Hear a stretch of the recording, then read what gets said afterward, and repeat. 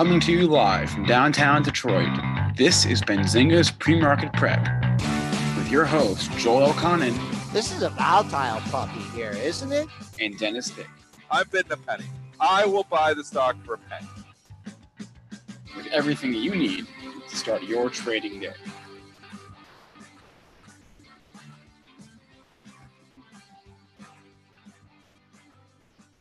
Good morning, everybody. Welcome to this Tuesday edition of Benzinga's Pre-Market Prep. Spencer Israel here with Joel Elconin. Dennis Dick will join us shortly. We're going to have a bunch of guests on today. We're just going to talk through yesterday's market, the volatility. We're going to get as many people on as we can. So we got Nick Chahine joining us later. We're going to be joined by Adam Sarhan at around 8:15. Anyone else that gets back to us, we'll try to get on, but we're just going to try to get as many voices as we can on today's show to talk us through this market. I feel like we've been sleeping for like 2 years and we just woke up and it's exciting. So Joel, tell us what you're seeing in the S&Ps this morning. Good old volatility here. One of the biggest overnight ranges we've had in years. Let me give you the pre-market low of 25.29. I'm trying to do my calculations here. 5% move in the index. I don't think we got limit down. We got pretty close to it. I have to do a little homework here on the contract specs for the limits. But anyways, we traded down to 25.29, and then we came roaring back. And we got all the way up to 26.44.50. But now what you got to look at, you can look at all that action, look at the high and look at the low.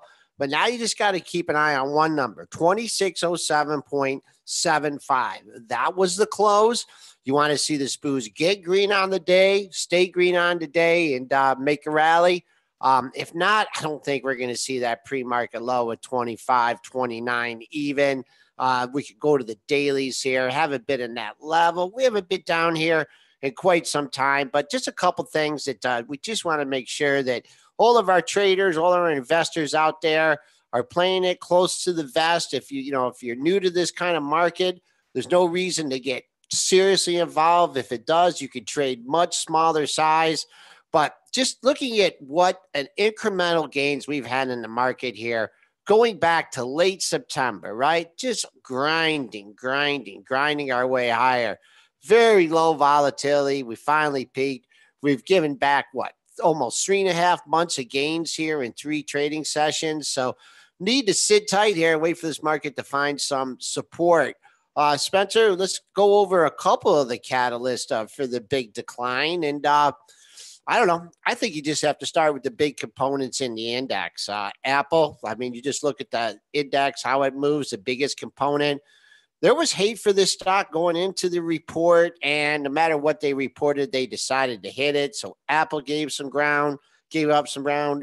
Google, that not happy with that report. You can see that led the market on Friday, followed down on Monday. Microsoft, another top component here, same thing, 3-day decline.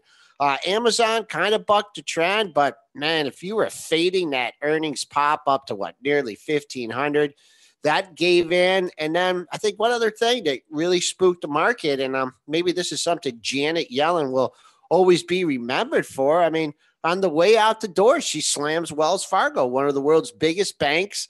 Also the financial sector had been a big leader on the ebb side. So that kind of put the hurt in the financial space. Nothing great here happening in Wells Fargo today. Let's look at the 15-minute chart. Continuing its move lower, went off the board at 58.15. Let's see what the 24 market has to say. Kind of hanging out here in the lower 57 handle. That's down another 91 cents. Let's go to the daily charts and see what we can see in the dailies. A little bit at 57 here. You see one daily low at 57.20. But after that, look out. You got a low here. Under $56 at 55.44. All right, Spencer, do you want to? Can we talk about the XIV for a minute? Talk about the XIV. All right, let's talk about the XIV. The Credit Suisse. I want to make sure I get the name right. The Velocity Shares Daily Inverse VIX short-term ETN. The bank there is Credit Suisse. How much did that drop after hours, Joel? Oh man. Well, here there was a print. 80%. Yep, there was a print at 99, and then here you go. Here you go. Boom, boom. Let's go to your 15-minute chart, and it's trading at 1543. So it's designed to deliver the daily inverse performance of the S&P 500 VIX short-term futures index. So it's a reverse VIX play, and on days like yesterday when the VIX goes up suddenly, then this is what you get. And I did see that the termination event is triggered if the daily percentage drop exceeds 80%. Well, we're past that. Credit Suisse has not yet made a decision, or at least they haven't publicly disclosed whether they're going to close the fund. But I imagine, but they did say they're hedged against its exposure, which if you're holding the bag on XIV, I'm sure that makes you feel a whole lot better. Yeah, one comment. Cannot believe the Credit Suisse here is holding up here. Did get a hit down to 17, but back up at 18 and change. Yeah, well, they may be okay, but what about all the people that own it? And you know, you can't. I can't stress enough that strategies work for a long time, and shorting the VIX and using this product has worked for years and years and years, just like selling puts did in 1987 before the stock market crash. There's strategies that work for a long time, but the dynamics eventually change. And so what you have to do is when those dynamics change, you have to change. I mean, we could even go to a monthly here. Boom. Look at this. Straight up here since 2016. So, you know, just volatility in it. Dennis and I have talked negatively about these products for a long time. If you look at the prospectus in these products, it says that the intrinsic value is 0. It's been a trap for the brokerage firms to make money, and there's a lot of people getting absolutely devastated in them today. Let's see here. Gumby 966 bought some puts at the close. It's just all about timing. Yeah, I mean, I don't even know what more you can say about it. They're just complicated instruments. They're just. I can't understand the name. If I can't understand the name of something, someone asked me, what was it about SVXY yesterday, and I'm like, and then short, inverse, reverse. I'm like, well, what? If something the market's going down, I want to be short something, right, and see it my P&L increase. If the market's going up, I want to be long something. I mean, these inverses and. You see what they're predicated on nothing but a prospectus that says that their intrinsic value is 0. Right. And that's what you see is happening today. Okay. If you're in our chat, premarket.benzinga.com or YouTube, and you have a chart you want us to look at, stock, ETF, leverage ETF, whatever, put in the chat. We'll look at it. But let's just like go through the different sectors there and just see what happened yesterday just across the board. I mean, can we start with just like tech? I mean, let's just look at everything. Well, what do you want to go? You want to go with the XL? Yeah, I mean, that's fine. I think let's just break it down. You know what? I think it's more important to break down the top components. Okay. Because when you break down the top components of the S&P, and I used to just look at the top 10, and then Google did the split. So Apple is number 1. Let's just go to a daily chart and just look at the damage and see if we can find some relevant levels to look at in the daily. Okay. I don't know what's that, 8 out of 9 down days here. And we have Apple trading down in the pre-market. So let's look at the pre-market chart first. And for Apple, just hanging out here, 2 spikes on your pre-market low at 154.42 back into 155 handle. So that's your first objective if you're trading it on the downside, 154.42. Go to the dailies, see if anything lines up with that area. I see a series of 4 lows here at 155 area. We've taken that out. Looking at your daily lows, 154.05 and 456. Those are some 2 lows that you had earlier in the month or earlier in October. After that, let's keep an eye out for 152.46. That was your October 4th low. Let's go to Google. Real quick, trading down in the pre-market, trading down $21, 2% at 1035.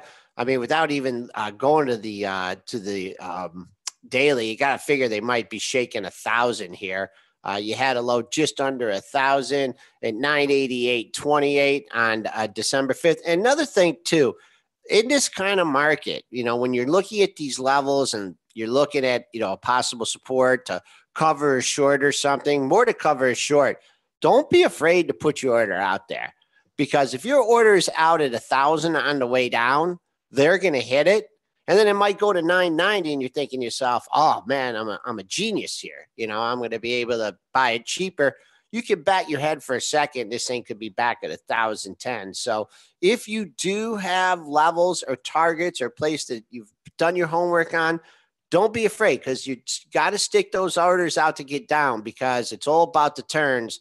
And once these market turn, it's very, very hard. You may not even have a chance to buy 1,000 on the way up. So I guess, like, looking at what happened yesterday during the market and then after the bell, how does that inform, like, what are you looking at this morning, and how are you approaching today based on yesterday's action? From what perspective? I mean, from a long-term investor, No. Well, let's start with like a shorter swing trade perspective. I mean, like, how are you thinking about today? Trying to book some profits and not trying to, if there's profits, not booking them too early, taking half of your position up, just kind of sticking to your, your original trading style, not trying to deviate. And surely reducing size is one way, because you're going to get the movement without the volatility. But one thing you don't do is just don't be doubling down. Don't, one thing, if you're saying I'm taking a full position of 500 shares and you buy 250, you buy another 250. But in these kind of markets, trade smaller, reduce your size, and really try to avoid adding to a losing position. Well, and what about from a longer term time horizon? Longer term time horizon? Are you just buying the dip? No. I mean, you just gotta let it settle down. I mean, right now, the volatility, you could be you could be looking at something long term. If it's hitting your long term price, then just wait for consolidation, because people are saying, oh, look at the volatility now. This is going to be going on for a while. This is just not going to go back. We're just not going to go back to these 10, 12-point ranges. So you just got to wait. Why do you say that? Because there's just too many people stuck. There's just too many people with volatility doesn't stay quiet for 3-4 years and then rear its head and then just go. I mean, that's just not the historical standards. I mean, it could be like this for a month, 2 months, 6 months, a year. There's a lot of uncertainty out there. This is just the beginning of that volatility that we're going to see. I don't know if it's going to, and I'm talking volatility on the upside. I'm talking volatility on the downside. A lot of gyrations here. I had a lot of money coming into the market in January. Was sitting on some nice gains.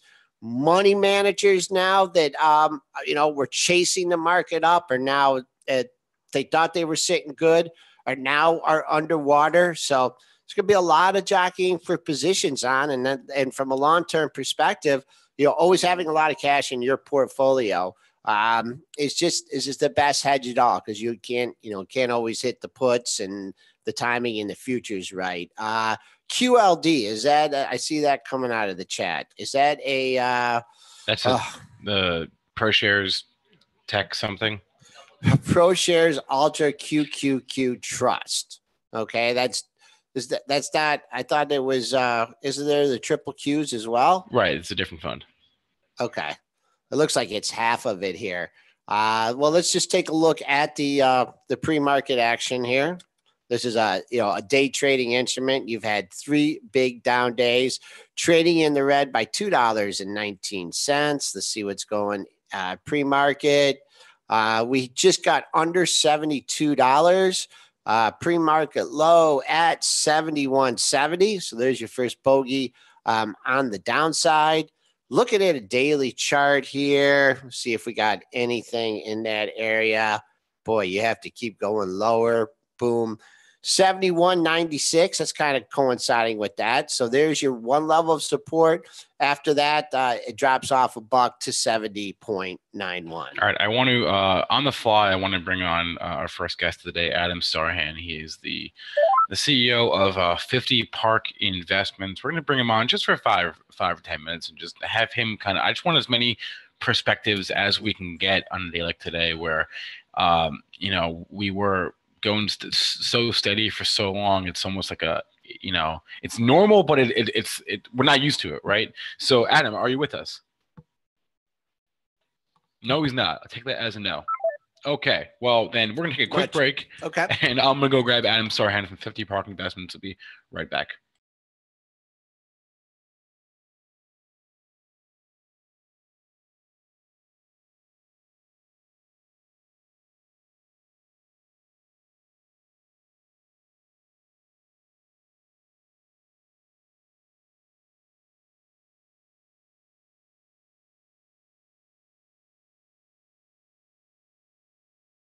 All right, got Adam Sarhan, folks, CEO of 50 Park Investments.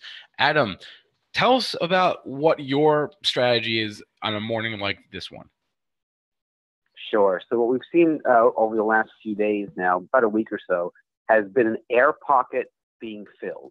And what do I mean by that? So if you look at the S&P 500, you look at the Dow, you look at the NASDAQ, about 2.5 weeks ago, I put out a chart where the Dow was 2,000 points above its 50-day moving average. And it was 4,000 points above its 200-day moving average. Now, when you study history, I mean, the 50-day moving average is just like a magnet on the upside and the downside. When price is too far above it, it tends to pull back. When the price is too far below it, it tends to rally into the 50. Now, that was what I call an air pocket. So when you have a market like the S&P, the Dow, NASDAQ earlier this year, going into the end of January, where literally the most overbought market we've seen in decades, if not in history, it's perfectly normal to see the air pocket get filled. That's number one. Number two, it's important to note not to panic, to stay calm, cool, and collected. Have a plan, because markets do pull back, ladies and gentlemen. Even though we haven't seen a meaningful pullback in 2 years, it's important to have that part of your plan. So you're not dealing with Monday morning quarterbacking. Oh, I coulda, shoulda, woulda. I did this. I can't believe this happened. Markets go up and markets go down. They go up fast. They go down fast. They go up slow. They go down slow. So they come in different states. What's happening now reminds me very much of August 2015, where we saw the Dow drop 1,000 points overnight. And it was at that point, there was little to no news, and was some worries about China, whatever nonsense people pointed at. But it was a very good buying opportunity because the market rallied right back over the next few months. You look back at the 1987 crash, which people are pointing to as correlations, also big, buying opportunity when you see a market sell off so far so fast. This market is different than both of those, simply for the fact that it's a longer bull market. So it's important to note that eventually this bull market will last. But to answer your question directly, our stops are in. Everybody that is familiar with my process knows that I have a trading plan in place before the week starts. So I always know when I'm going to get in, where I'm going to get out, and how much I'm going to risk before I enter and before the market even opens. So I have no problems at all. We've done, all our positions are profitable. The one stock we sold yesterday was Facebook, and that was for break even. Everything else we're sitting on, very large double-digit gains. So we're very well protected here. For the shorter term positions, obviously we sold out of that. But the intermediate and longer term, I believe that this pullback is normal. It's healthy. It'll be short-lived. If this turns into a bear market and that's it, this is the top of the market, okay, we'll deal with that, and we'll have more cards will come out of the deck. More time and price are needed before this bull market is over. Now, if you go back and study other historical tops, you can look at October of 2007. The stock that was the high before the '08 crash. The market didn't just roll over and crash the next day. If you notice, back in '08, the market actually imploded. It was September of 2008 when Lehman failed. Now, granted, you were down substantially for most of '08, but you didn't just roll over and die. Bull markets, don't typically just end overnight. So a lot of people are worried and calling, a lot of bears are coming out saying, oh, I told you so, told you so, told you so. That's fine and dandy. For me, I like to follow price and let the market guide us. And this is the first time we've had a correction where the Dow is now down 10% in over 2 years, since, the beginning of 16, or just about 2 years rather. So it's perfectly normal to see markets pull back, which is a 0 to 9.9%, pullback. And then a correction is defined by a 10% to 19.9%. And then anything over 20 is defined as a bear market. So the Dow now overnight is down 10% from its high, which is perfectly normal. The fact that it happened so far so fast is obviously leading a lot of people to be worried. There's a lot of bears out there. And don't forget, Spencer, the last thing here, this is the most hated bull market in history. We're at all-time highs, and people still hate it. So just put everything together, keep your wits about you. Don't panic. Have a plan. That's my thesis for this morning, is have a plan. Don't panic. Yeah, good word. So on your long-term holdings for your customers, you've gone 100% cash through stops in this process? No, we're still actually long, Joel. For the shorter-term positions, we're 100% cash. But the longer-term positions, we still have positions. Anyone wants to subscribe to the research, they can go to 50park.com and click on services and get it. And they can see exactly what we're doing. But we publish our research on the market and the weekends when the markets are closed, so everybody knows what's going to happen the following week, meaning what we're going to do. And there's only 3 things a market can do, right? It can go up, down, or sideways. And we plan for all 3. So for right now, any short-term trader obviously should be in cash or short. Being long right now isn't the best idea, but getting long in the near future here could be very, very lucrative because everybody's calling for this to be the top of the market or a bearish phase. We're going into a crash, whatever word you want to use. But history shows us that stepping up and buying after these steep, sharp sell-offs, especially when there's no major catalyst behind it, has been a very strong move going forward. In other words, 6 months from now, history shows us the market tends to be higher after these big sell-offs for no reason that shake out a lot of the weaker hands. All right. So, you talked about the true numbers, from 10 to 20% correction. What about the fundamentals here? I mean, what kind of kicked off, this big sell-off here? I guess it was, maybe you look at the Friday, the jobs number. Do you see anything, in the fundamentals that, may tip you, from instead of looking at this just as a correction in a bull market, but going into a bear market? Is there anything in the fundamentals that concerns you? Yeah, Joel, that's a really good question. So with respect to the fundamentals, the biggest thing that concerns me is that before this crash, everybody was bullish, meaning you look at the headlines. Davos last or 2 weeks ago, it was the record amount of optimism. Everybody was talking about how strong the economy is going to be, how strong the markets are going to be. So whenever you have a crowded trade, in other words, everybody's bullish on the fundamentals, that's typically a sign, hey, something's about to turn. And that's exactly what happened here. So from a fundamental standpoint, when you look at valuations, especially now after this little pullback here, you don't have a screaming, oh my God, this is an extremely or egregiously overvalued market. Now, are valuations lofty? Sure. But when you go back and look at 1999, the PE on the S&P 500 at the time was 29. You now have the PE for the forward PE for the S&P 500, 21, 20. And the multiples expected to expand over the next 18 to 24 months because of the ramifications of the tax cut. So you have a little bit of a lofty PE, but you don't have anything egregiously overvalued. So the valuation argument isn't really there because, stocks have rallied a lot. We're at record highs, no question. If you look at the earnings are expanding and expanding very, very nicely. So that wasn't there in 1999/2000 or 1929 if you look at these big historic tops. The other thing from the fundamental standpoint that I pay attention to is inflation and the Fed, easy money from central banks, right? So we have a new chair of the Fed right now. Powell's coming in. Yellen just signed off last Friday with the sell-off, interestingly enough. So this could be the market's way of testing the Fed. Now, I'm not a conspiracy guy at all, so I'm not saying that anybody was behind this. All I'm just saying is that the market collectively has a way of playing cat and mouse with the Fed, where, okay, let's see what the Fed's going to do. The idea here, the reason why the market sold off on Friday with the jobs report was, okay, we're beginning to see wage inflation, which means, unemployment's we're almost at full employment. So you're in a situation now where the Fed is going to begin raising rates more aggressively or more hawkish.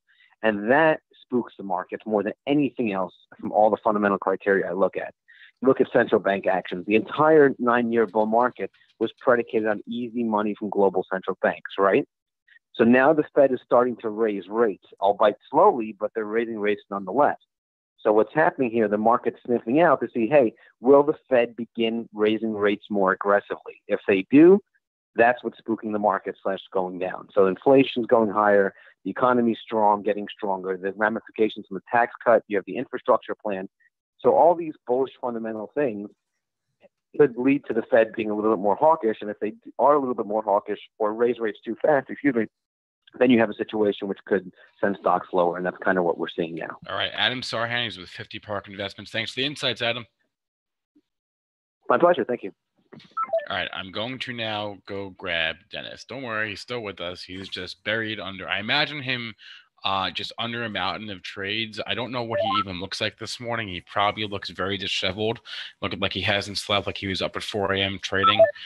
So I don't know what he's up to, but we're going to get Dennis on in a moment. And he's going to kind of walk us through what he's been doing this morning, if he can. I don't even know if he told me to call him at 8:25 or 8:20.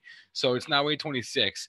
I don't even know if he's maybe he just like passed out under just like he was fingers moving so fast that he's just gone. But tell us what's happening, Joel. Well, first of all, yeah. Dr. J, we need to get a chance to ask your question for Adam, but he's for his long-term stuff. I've heard him mention, the moving averages, the 50 and the 200-day moving average. So we're going to call Dennis after Nick is on. Yep. So Dennis is too busy now to talk, so we'll call him after Nick, who's coming on. Nick Chahine in 10 minutes, the author of Create Income with Option Spreads. I mean, is there even worth it to cover some earnings, Joel? Why not? I mean, right. That's the thing too, is that people get so carried away in the volatility and everything's going on. I mean, we're not going to, be able to, analyze every trade for everything that's going on. You just still have to trade. There's still fundamentals out there. There's still things that are going to drive the stock. So, I mean, it's probably not the best day to announce a good any kind of earnings report, but what do you have for me? Well, actually, on that note, I was thinking about that yesterday. So who was it? Cirrus Logic missed yesterday after the bell. And they crushed it. And my first thought was, this is a terrible day to miss because they'll pound you even more. And then Brent goes, no, I would think this is a good day to miss because it's already priced in to an extent. The pain is already there. So what do you think about that?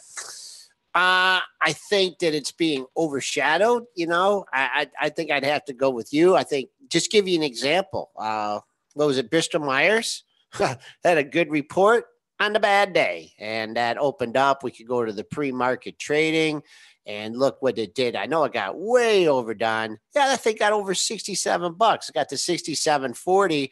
But when the market came in and cooler heads prevailed, go to the daily charts, and you had seen the top of the trading range over 65, over the gap area. It did get up. Let's see, did it hit 65 early in the session? Let me pull it up here.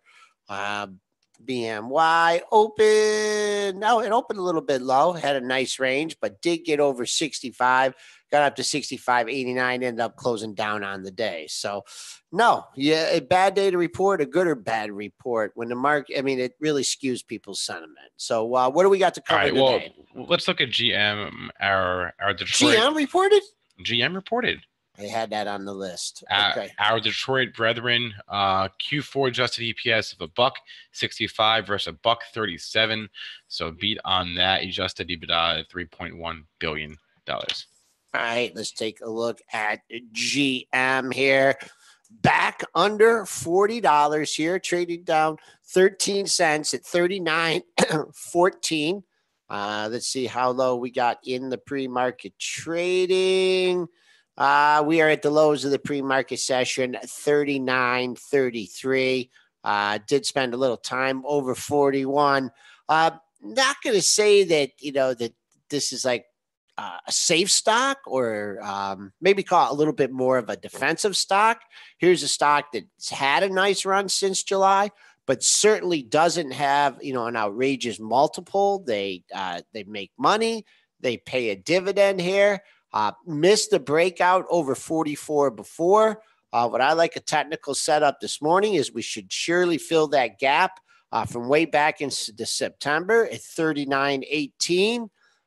Work its way lower, get a little consolidation, a lot of favorable ink and Barron. Supposedly, GM is moving forward in electrical cars better than some of the other companies here. So this is a different kind of stock. This is not like an overstock.com that just because they're going to be announcing a Bitcoin product goes from 20 to 90 and is back at 50. So, this one, you do get a little bit of dividend protection. How was the report? Did you even give me the report? I gave you the report. They beat. They beat. Okay. Did they say anything about moving forward? I didn't see any guidance. All right. So, I'm not saying this is a safe stock or something you should, immediately add to your portfolio. I like that it's pulling the gap. I like it's back down under 40. I like the fact that Mr. Buffett owns it. So, it's a value stock, not a stock you got rich at, like an Overstock or Square or something, but something that pays a nice dividend.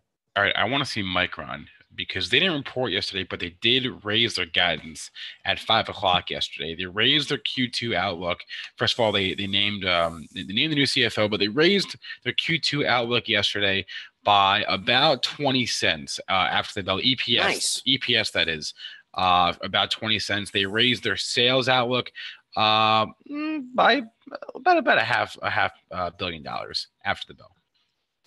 Well, trading up 80 cents here in the pre-market at 40.20.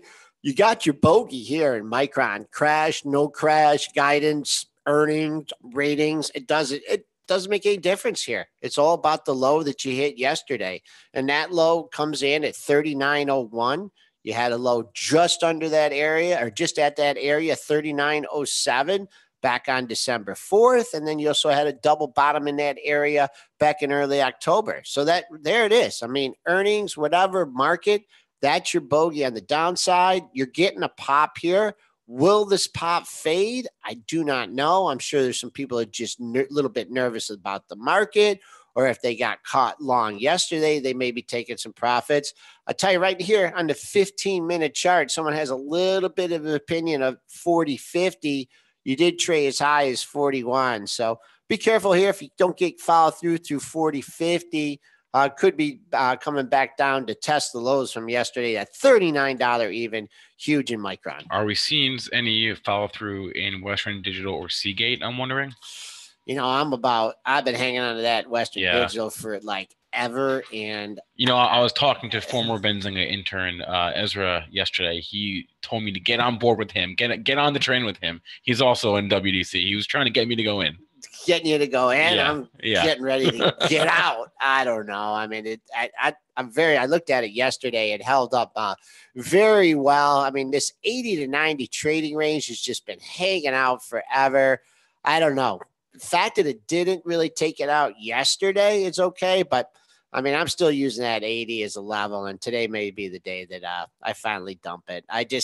Every time it gets up to 90, it's a trading range. I just hate to see it. One bad day, one bad report, and you saw what they did to Seagate, right, when it had bad news. So still in a trading range. It's just shaking, just overall weak market hitting it too. Who else did? All right, let's do one more before we grab Nick, and we'll do BP from the chat.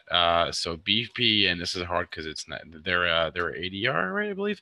Q4 underlying profit 64 cents versus 13 cents in the same quarter of last year.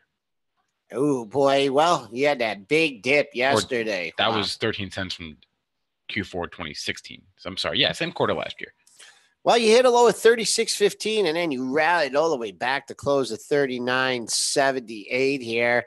Trading down 4 cents in the pre-market. Couple real bad down days here. Just stay green. If it stays green and then gets a chance back up to yesterday's high, 40.87, and a gap to 41.09. So I call your resistance. If it goes in a rally mode, it's going to have a hard time getting green or getting over 41. 36.15. I don't know if it was a flash crash or one big seller came into it or what time that occurred. But wait, that's your major support, but intermediate levels in between after a good report. All right, I'm calling Nick Chahine now. He's the author of Create Income with Option Spreads, and surely he will be able to tell us What to do Don't today? call me Shirley. Oh, you can't be serious.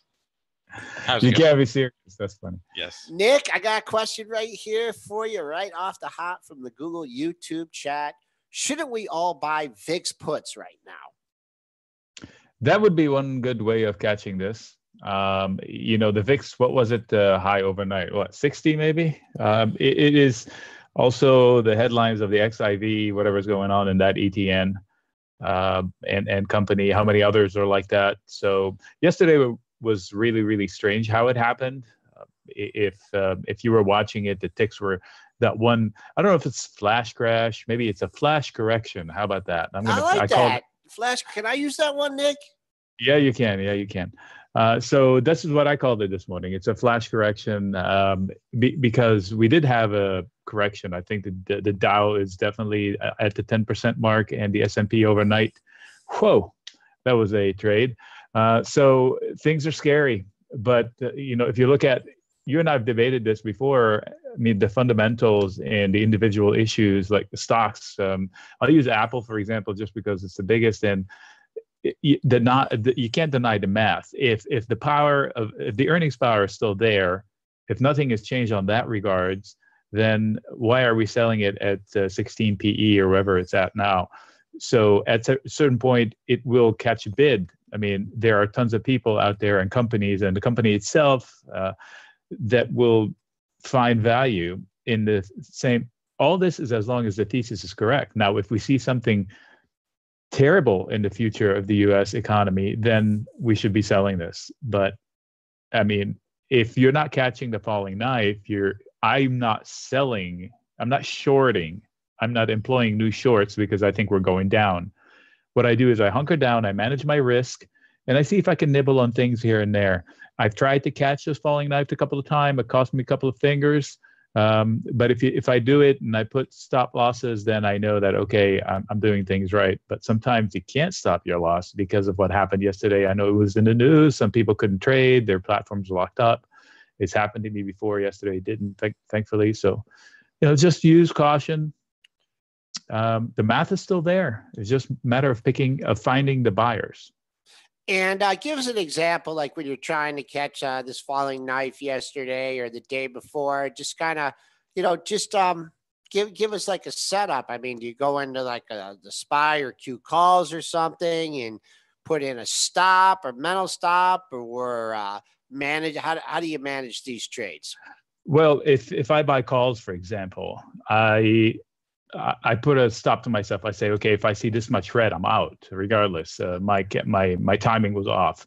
So if I bought a call, I probably sell some calls against it shorter dated. So I'll make it some sort of a calendar. This way, I know I have some sort of a hedge, and if I want to get out of it, the damage is not as big as if I had gone into it completely naked. If I sold a put spread, I make sure that the put spread is little. So if I wanted to sell a put spread, I maybe make it a 50-cent wide spread for a high yield. Somewhat like if I did 15 cents on a 50-cent spread, the yield is high on my risk. The risk is low in absolute terms. It's not going to blow up my account. So I can manage that damage versus just trying to sell naked puts. As tempting as it is, well, here's the thing. If I do want to own Apple at 130 or 120, I go out way in time, and I sell puts there. And if the markets continue to collapse, the worst case that will happen is for me to own it at that price. If I set my price at $120, I collect the premium now. If it gets there, I get put the stock, meaning I have the privilege of owning the stock at that price, and I keep my premium. So my entry level is a little bit lower, depends on how much you collect. I can do that in the form of a credit put spread. And then when things stabilize, I can sell the put that it was protective and then say, okay, now that things are stabilizing, I'm comfortable owning it naked as an open short put. So there are things I can do. But most importantly, what I don't do is take a big bite knowing that this is the bottom and then not manage it properly. And that's how accounts get blown out. So if I think that this is the bottom, I'll put tons of money in calls, and then they keep falling, and I don't do anything with that money. I just allocate and I hope it turns around. And that's how people get blown out. And what about for your retracement here? Going longer term on the S&P, we've had a major run up here. Where are you looking from? Because I always like to look at a 50% retracement. I look at the lows from the beginning of the year. That's gone. What bottom are you trying to identify, Okay. From the top to figure a 50% retracement? All right. So you're better than me at finding the percentage of retracement. I don't do what I look for is where did we consolidate last? So this is where the bulls and bears put up the biggest fight, and they're likely to fight it out again. We had so many that we gone through in several candles. Okay. So the first one was at 28.05-ish. Actually, the first one was higher than that, like 28.35-ish. 28.05, and then down at the 27.60-50 level. That went through like butter. And then there was a little one at 27.18, 19, 17, I think you were looking for, somewhere on that line. And then below that was the most major one in recent history was 26.85-ish, and ish, plus or minus $5.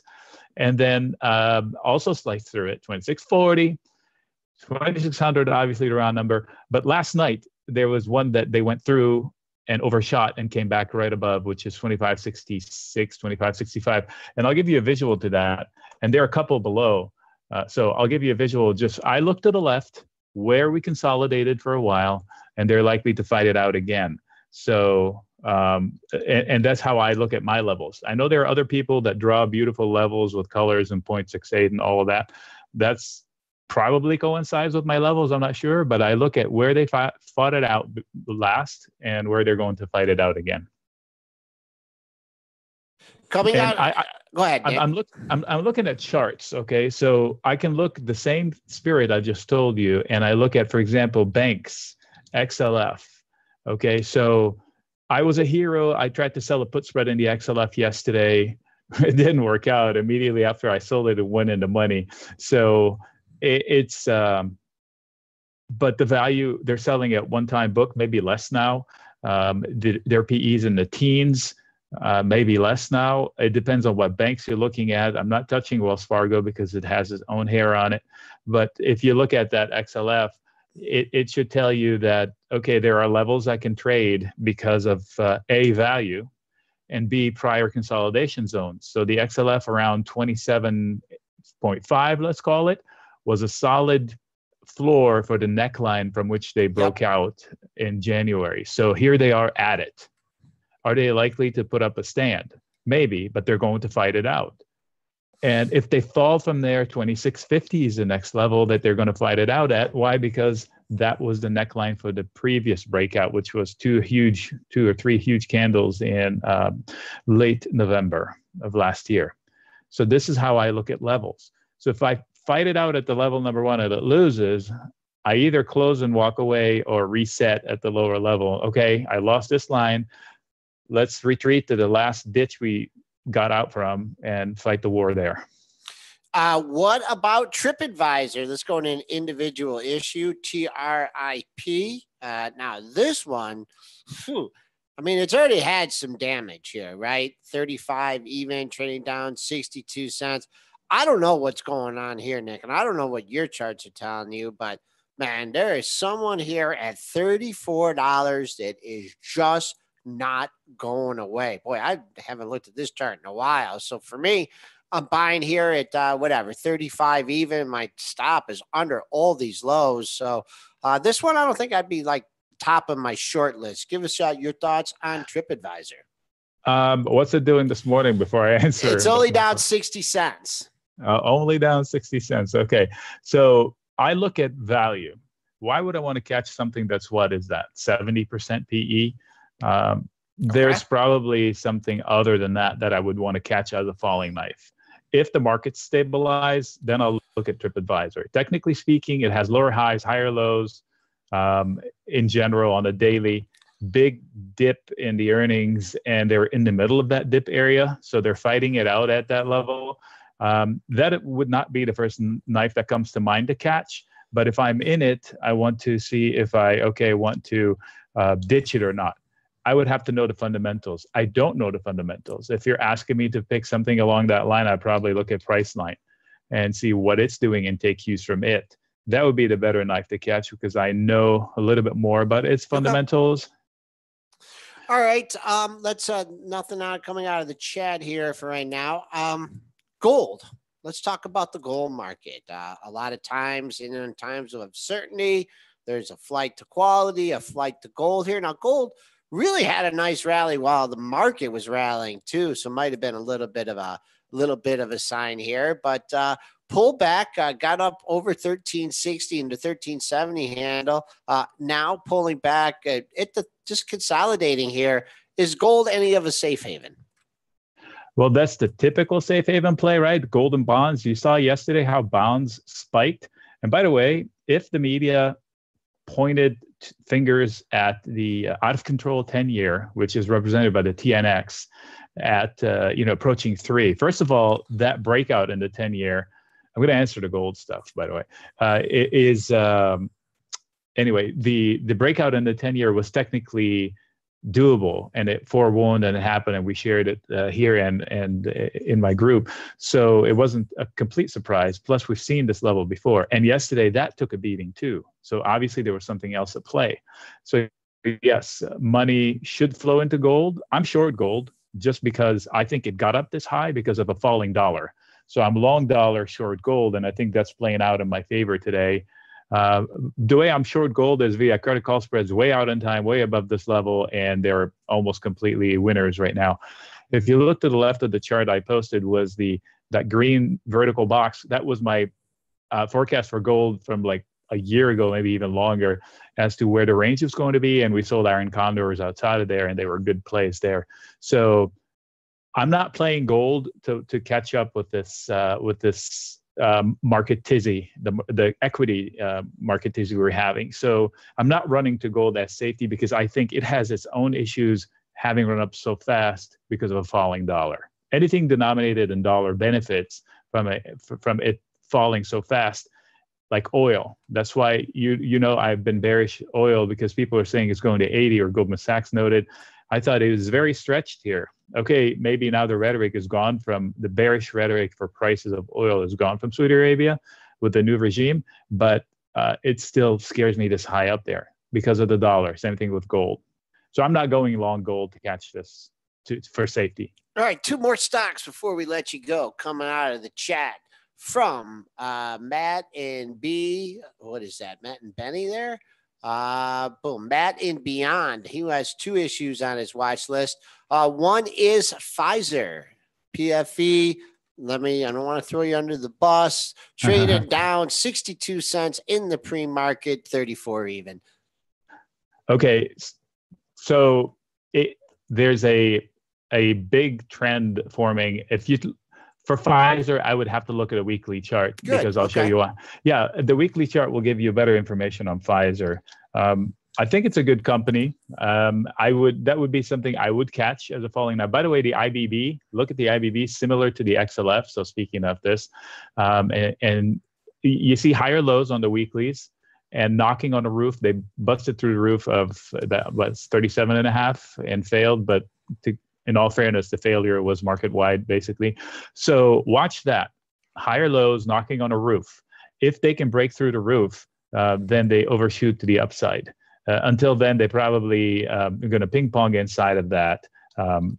Higher lows knocking on a roof level. And if you want to make it interesting, zoom out to a monthly to see the upside potential. And I'll show you in a little bit. I'll throw a chart that shows 3 different time frames for Pfizer, the bottom one of which is a monthly chart, which could show you the potential upside if we stabilize as a stock market and they break through their neck. Man, now this is some fancy charting here, Nick. And on the downside here, maybe basis that other chart, you may be looking for it to come into the $33. And once again, stock like GM, he pulled up the chart and, we asked about that. That's something that might be looking at, pulling back to an area I originally wanted to bought it before. Good report today, not really reacting to it, makes a ton of money. supposedly catching up in the driverless car space. So I kind of look at Pfizer, but this kind of things that I've always had. So I'm not really deviating that much. You're going to throw a GM chart here. And while we're looking at that, you're looking for this maybe come down 37, 38 and a half, 37 and a half, 38. What about Morgan Stanley? Let's just dig into that one. Our last one, a financial. Nice run up here. It doesn't seem, that Wells Fargo thing, man, that was very, very unusual for Janet to hit that going out the door. But, man, probably some time to wait here and a pullback, right, for Morgan Stanley, basis to weekly? Yeah, Wells Fargo and Janet, it did not leave us with a good. Anyway, so they kind of earned it though. Okay, so Morgan Stanley perceived as a well-managed company, right? I don't think anybody can contest that. However, the price action now, it's a steep rise. So price to earning is like 18. I think that's on the high side of banks, but maybe you're paying for a premium for quality. But they say that Goldman Sachs profits from volatility. I don't know if that's the same for Morgan Stanley. So maybe the bids for banks will go somebody who has more action on trading. So maybe Goldman Sachs would be one. I know last time I checked, maybe Bank of America was on the high end of things as far as valuations, but still all are cheap. So why not throw a blanket on the XLF and avoid the one headline? Okay. All right, we've been on the line with Nick Chahine. He's the author of Create Income with Option Spreads, giving some tips here on a very volatile day in the market. We really appreciate it, Nick, and we'll get you on again next Tuesday. Hopefully on better notes, right? For sure. All right, yep. 851. S&Ps have climbed back. We did see them under 2580, currently trading at 2590, just moving around in half and or whole handles here, 2-3 clips at a time. Start to stabilize a little bit. Are we trying to bring in Dennis here? Let's bring in Dennis in like 4 minutes. Okay. So in the meantime, I'm looking through. I've been actually checking Twitter throughout the show, waiting to see if there's news on this XIV, just because I'm curious. But no news yet on that. We covered the earnings. We can do more earnings. We can look at the ratings, but are ratings even worth it on a day like today? Do ratings even matter? Nothing matters. Does anything matter anymore, Joel? Does anything matter? Yeah. Nothing matters. Well, the analysts are still doing their job. Yeah, they're still analyzing the companies. Is that anything sticks out to you? We can look at some notable ratings today. Nothing super. Barclays is upgrading Chevron to overweight. That was this morning. That's the only really notable upgrade that I see. And then as far as downgrades go, not a ton. VMware caught a downgrade from Citigroup, ExxonMobil. Okay, so Barclays has the pair trade on today, upgrading Chevron and downgrading ExxonMobil. Let's see. ExxonMobil holding in at the 110 area. Let's look at the daily charts. Whew. Low from yesterday. Let's see if we can get Chevron. This is Chevron. Chevron, yeah. Right. CVX low yesterday, 108.02, trading down 241. I don't know. I'd maybe try and hold out for that level. If anything, this is a big stock, Dow stock.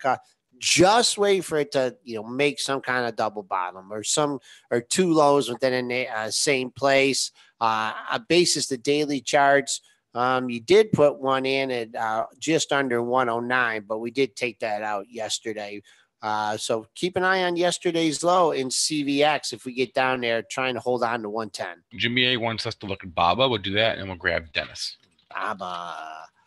Alibaba trading down 472 in the pre-market at 175.91. And this is, when people were asking Nick about individual stocks and, like the Pfizers and your Morgan Stanleys, they're a whole heck of a lot different than something like your Alibaba here, which has had just an unparalleled run. 173.01, that's your pre-market low, trying to get back into the 76 handle. So we're keeping a 173.01. Real nice seller here at 177. That held up for 3 brackets here between 7 and 8 o'clock. So those are intermediate terms. But if you go to the daily in this one, once again, I'm having problems, figuring out a retracement. Where do you, starting the year? That's another thing too, folks, to keep an eye on is the yearly lows, which easily could be seen here. That's a 167.87. Took out the 180 level. Intermediate 171.20, 171.67. You had 3-4 lows in that area at the end of the year. But once again, stocks like this and Overstock.com and Boeing and Caterpillar that are just trading so far above their 200-day moving averages here, really hard to define the risk if you're trying to go long this issue. All right, I'm going to bring in Dennis, or I'm going to attempt to bring in Dennis this time around. I hope he answers. I know he's been trading aggressively all morning. Okay, he is with us. Dennis, can you see me? Yes, I can see you. Dennis, tell us how. I didn't sleep all night. You didn't sleep I didn't sleep. No, there's been really no sleep. I did try to catch a couple of hours from like midnight till 4 o'clock. So I guess I tried to sleep 3 or 4 hours in there. But then I had trades. I started dreaming about trades. I couldn't get away from it. I tell you, that was absolutely incredible trading last night. I had one of my best days of the year, obviously, when you see this kind of volatility. I had one of my best days in probably 3 years. So it's really good trading right now. And that's why, obviously, I can't do the show here right now because, when I'm talking, I'll give you guys 5 minutes, but there's just so many trading opportunities. And I always say, don't do a live radio show and trade. And it's just hard to give up these opportunities when, there's so much volatility. And, all I'm doing is flipping around stocks. Like, right now, there's just stocks going every which way. And, as they come down, I'll hedge, and I'm doing a lot of statistical arbitrage and just basically picking off, when, orders are slow to move, I'll pick them off too in the pre-market. But, right now, just on the S&Ps, we are having a significant rally here. I'm actually, it's exploding here right now. I'm not sure if somebody said something, but we just rallied up another 10 handles here just since I started talking. So, you can just see the kind of volatility that we have is just absolutely incredible here in the market today. You got any questions for me? Let me know right now. Because this is wild action. Well, I was going to say, Joel, unless you had something. No, go ahead. I was going to say, so tell us a little bit about like what you're doing. You're picking off orders that you're doing. No, it's just basically stat arbs. So a lot of you can call it pairs trading, call it what you want. I'm kind of do some exotic stuff. So when I see Coke down 2% and I see Procter & Gamble down only 1%, I'll buy Coke and short Procter & Gamble. You don't get these opportunities on a regular basis. They're very related. Right now, you can see Coke are almost perfectly in line, 1.18% versus 1.17%. So it's being held by the arbs now. But this morning, like at 5 a.m., it's just out to lunch. Like I was buying Coke down over $1 and selling S&Ps against it. So if I buy Coke down 2%, sell S&Ps against it, at only 0.5% down or 1% down, I'll do it all day. Because Coke's beta is less than the SPY. So it's just people don't care about the relationships right now. So relationship-based trading dominates. If you're, these are your best days as relationship traders because they're throwing everything just everywhere. So that's, the kind of stuff that I'm doing right now. Obviously, it's more just arbitrage. It's not classic arbitrage. I'm not picking out free money in the market. There's a little bit of risk. Obviously, stuff moves around. But for the most part, I'm doing different types of statistical arbitrage. That's what I do on a daily basis. But, I'm often going in for like 0.1% or 0.5%, not 1% or 1.5%. I mean, these are just huge moves. And obviously, you see like the Dow stocks getting hit all 310 yesterday, McDonald's losing $10, Johnson & Johnson losing $10 in a matter of seconds. Those are huge opportunities for traders out there if they've got orders obviously sitting out there. And there's just a lot of opportunity when markets are trading like this. All right, just just like quickly, yeah, go ahead. Fed Bullard said some dovish things that might have caused that pop. But and I was just going to do this with Texas Linda. Dennis, we always chide ourselves for having like too much cash, right? And when we spoke last night, you said, you were thinking, we're talking long-term portfolio here, long-term investment. You said you were thinking about throwing some, some bids out to different things. And, something like a Pfizer, just, let's talk about real stocks and what you're doing with your real money, because it's going to be hard for people to replicate what you're doing, with your day trading portfolio. But just get you some of your thoughts on like something like Pfizer for a long-term investment. Yeah, I mean, Pfizer falling $2 yesterday. I own in my investment portfolio. You know, it's for $39, $39.50 a week ago. Now you're talking 34. You're talking about it giving back his last 3 months of gains in 2 days. I mean, if he gets silly and Pfizer gets down to 32, $30, I think it's a no-brainer long-term investment. Now, these are long-term. These aren't trades because you might be buying at 32 and it'd be 30 in your face. We are in volatile times here right now. But if you're buying stocks and throwing out bids, you know, when the S&Ps are losing, you know, 50 handles a day here, I think you can't go wrong on certain stocks. You know, a value, obviously I'm still looking at value investing. You know, I'm a value investor, but I picked up some Qualcomm yesterday. That was obviously a little bit early because I picked it up in around 64 at 62 and a half. I'm just banking that there's a possibility now with all of this. Imagine you're a shareholder and they're going to bring this to shareholders and there's an $82 bid on the table. I'd be saying, yeah, please. So that's my thought process there. Is I think there's a better chance a Qualcomm deal gets done than there was 2 days ago because of all the new renewed volatility. And they bring me a vote, you know, if Broadcom brings me an $82 bid and brings to, I would vote yes. So that's why I see a potential for 20 points there. I don't know if that's going to happen, but in risk return, I think, you know, 7-8 points downside, 20 points upside. I like that risk reward. And that's why I bought some Qualcomm yesterday. I was buying some ETFs. I was buying some Canadian, you know, stocks, just ETFs, basically buying, you know, and getting invested, getting longer. And I think, you know, there's a lot of opportunities. I put some low ball orders in stocks like ExxonMobil. I put some low ball orders in stocks like Procter & Gamble, because if Procter & Gamble gets down to the mid 7, like let's say we have another flash crash or, you know, the market really does go into sell-off mode. If I can get Procter & Gamble at $75 or $73, I mean, it feels like a no-brainer. If I can get ExxonMobil at $75, it was just at 90 a couple days ago, I think it's a no-brainer. Be over 4% yield down there. So I've thrown some low-ball bids out, and that's what, you know, the best thing, and Kramer was saying this last night, you know, when he was talking on Mad Money. Have your list. Throw your orders out there because funny things happen. We saw McDonald's fall $10 yesterday in a matter of seconds. They sometimes can get down to your prices in these types of markets. So liquidity is not there. And if somebody comes in to sell, you never know. You might just get filled. So you want to stock 10% lower? Throw the bid. Maybe you get lucky. Okay. All right. And imbalances, they just must be all over the place, right? They're all sell. Yeah, so they're all sell. They're not huge. And I think, you know, the S&Ps are starting to come back here a little bit because they're not that big. Bank of America, 1.4 million to sell. It's big. Morgan Stanley, 150,000 to sell. Verizon, 224 to sell. Twitter, 279,000 to sell. AT&T, 310,000 to sell. They're all to the sell. GE's got a buy and balance. GE, 474,000 to buy. That's interesting. It breached $15 yesterday. We talked on the show and it's getting under $15.90. It'd be a good trade down to 15. Well, that's done. 1487 is where it's trading right now, but it's got a buy and balance.